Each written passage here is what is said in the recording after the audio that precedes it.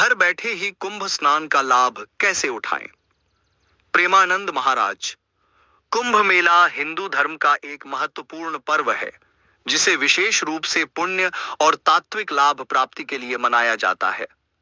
यह मेला भारत के विभिन्न स्थानों पर हर 4 साल में आयोजित होता है, जिसमें लाखों श्रद्धालु गंगा, यमुना और अन्य पवित्र नदियों में स्नान करने के लिए एकत्रित होते हैं। कुंभ स्नान को एक विशेष धार्मिक क्रिया के रूप में देखा जाता है, जो पापों के नाश और पुण्य की प्राप्ति का कारण बनती है। ऐसे में यह सवाल उठता है कि क्या घर बैठे भी हम कुंभ स्नान का लाभ उठा सकते हैं? इस लेख में प्रेमानंद महाराज के दृष्टिकोण से हम जानेंगे कि घर बैठे कुंभ स्नान का लाभ कैसे प्राप्त किया जा सकता है। 1. कुंभ मेला और स्नान का महत्व। कुंभ मेला का आयोजन 4 प्रमुख नदियों के संगम स्थलों पर होता है: इलाहाबाद, प्रयागराज, हरिद्वार, उज्जैन और नासिक। यह मेला विशेष रूप से उस समय आयोजित किया जाता है जब ग्रहों की स्थिति विशेष होती है, और यही समय माना जाता है जब आत्मा की शुद्धि और ब्रह्म का अनुभव करने के लिए स्नान करना अत्यधिक पुण्यकारी होता है। कुंभ स्नान को पापों के नाश और पुण्य की प्राप्ति का माध्यम माना जाता है। कुंभ स्नान के धार्मिक दृष्टिकोण से यह माना जाता है कि पवित्र नदियों में स्नान करने से न केवल शारीरिक शुद्धि होती है, बल्कि मानसिक और आत्मिक शुद्धि भी होती है। साथ ही यह पुण्य कार्य समस्त जीवन के संचित पापों को समाप्त करता है और जीवन को एक नई दिशा प्रदान करता है। 2.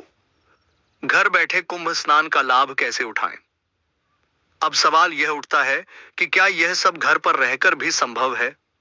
क्या हमें कुंभ मेला में भाग लेने के लिए शारीरिक रूप से उपस्थित होना अनिवार्य है? प्रेमानंद महाराज के अनुसार हर स्थान की अपनी विशेषता होती है, लेकिन जब बात आस्था और विश्वास की हो तो व्यक्ति अपने घर पर रहकर भी वही पुण्य और आंतरिक शांति प्राप्त कर सकता है जो कुंभ स्नान के दौरान मिलती है। आइए हम जानते हैं कि घर बैठे कुंभ स्नान का लाभ कैसे उठाया जा सकता है। 3. आध्यात्मिक साधना और साधना की प्रक्रिया। घर बैठे कुंभ स्नान का सर्वोत्तम तरीका यह है कि व्यक्ति अपनी आत्मा के शुद्धिकरण के लिए नियमित ध्यान और साधना करे। प्रेमानंद महाराज के अनुसार कुंभ स्नान का वास्तविक उद्देश्य पवित्रता और आत्मा की शुद्धि है, जिसे हम किसी भी स्थान पर प्राप्त कर सकते हैं। इसके लिए हम निम्नलिखित साधनाओं का पालन कर सकते हैं। 3.1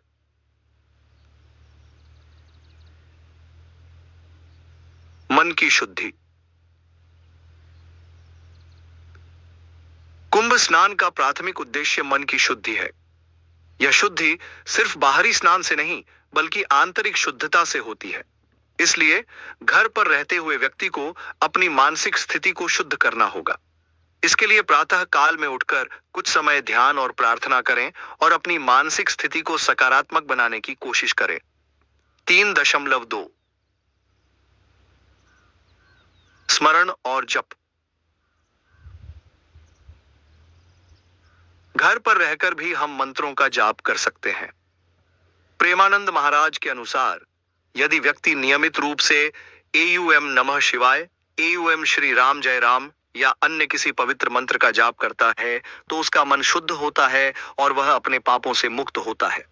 इस प्रकार का साधन भी कुंभ स्नान के समान पुण्यकारी हो सकता है। 3.3 पवित्र जल का उपयोग। कुंभ स्नान का एक अन्य महत्वपूर्ण पहलू पवित्र जल का स्नान करना है। घर बैठे हम अपने घर में भी पवित्र जल का उपयोग कर सकते हैं। इसके लिए गंगा जल या अन्य पवित्र नदियों का जल घर में लाकर स्नान किया जा सकता है। अगर गंगा जल उपलब्ध न हो तो साधारण जल से भी स्नान कर सकते हैं, लेकिन इस स्नान को ध्यान और श्रद्धा के साथ करना चाहिए। 3.4 साधना स्थल का निर्माण। घर पर कुंभ स्नान का लाभ उठाने के लिए एक विशेष स्थान का निर्माण किया जा सकता है। इसे एक साधना स्थल के रूप में तैयार करें जहां आप प्रतिदिन पूजा और ध्यान कर सकें। यह स्थान शांत और शुद्ध होना चाहिए ताकि आप अपनी आंतरिक शांति और पुण्य की प्राप्ति कर सकें। 4. कुंभ स्नान के आंतरिक लाभ।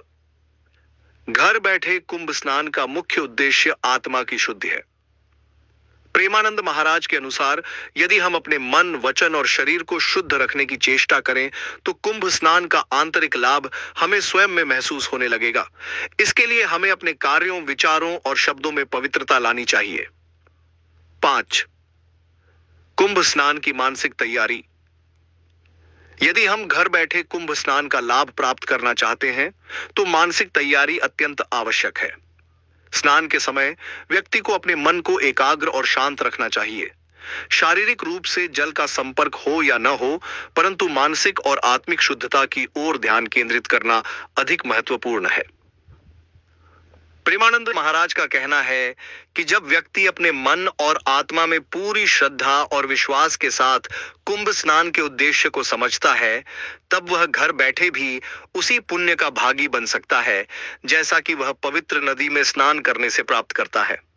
6. कुंभ स्नान के महत्व को समझना। घर बैठे कुंभ स्नान का लाभ केवल शारीरिक नहीं बल्कि मानसिक और आत्मिक भी है।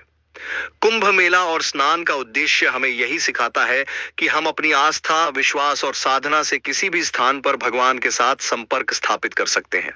अगर हम यह समझें कि कुंभ स्नान केवल बाहरी क्रिया नहीं बल्कि आंतरिक शुद्धता की प्रक्रिया है, तो हम इसे घर बैठे भी पूरी तरह से अनुभव कर सकते हैं।